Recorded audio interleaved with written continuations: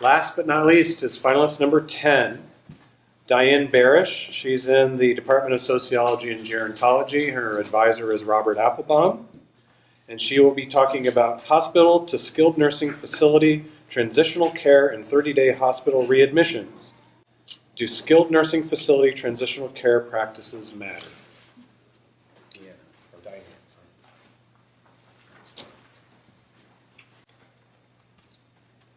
More people are living longer, and that's good.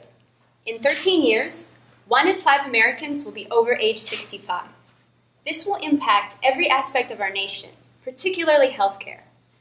As you age, you're more likely to use healthcare, and you will most likely rely on the federal health insurance program for older adults called Medicare. Medicare is already operating in the red, and by 2028, its trust fund will run out. While there are many possible ways to contain healthcare costs, I focus on hospital readmissions. About 20% of Medicare beneficiaries who are discharged end up back in the hospital within 30 days. This represents 2.5 million people at a cost of $17.5 billion each year.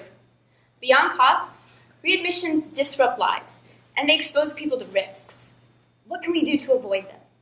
My research tackles this through transitional care. A transition is when a person moves from one healthcare setting to another, such as from a hospital to a nursing home. It requires that people from 2 completely separate organizations work together. A good transition has effective and efficient coordination. A poor transition may result in a person going back to the hospital. Historically, nursing homes were places for older adults in their final years, but this is no longer the case. In Ohio, short-term rehab stays at nursing homes numbered 30,000 in 1992. Today, 150,000, making quality transitional care critical. My research shows that 9 in 10 Ohio nursing homes are at least working on transitional care. 2/3 have selected an evidence-based model, but only 4 in 10 have a complete program in place.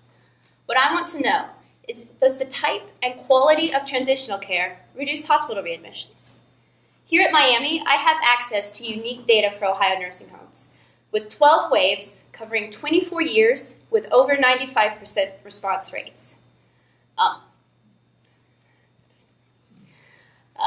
Ideally, when evaluating an intervention, you would conduct a clinical trial with randomization to treatment and control. My research must use an alternative. The key is finding a variable that is strongly related to choosing a nursing home, but is not related to the probability of receiving a particular type of transitional care. One of the strongest predictors of choosing any healthcare provider is location. People want to stay close to home.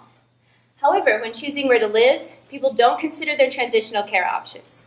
By adding location and readmission information to the available data, I can account for non-random assignment and answer, do nursing home transitional care programs matter? Whatever the results, my research will provide information vital to consumers, providers, and policymakers. Thank you.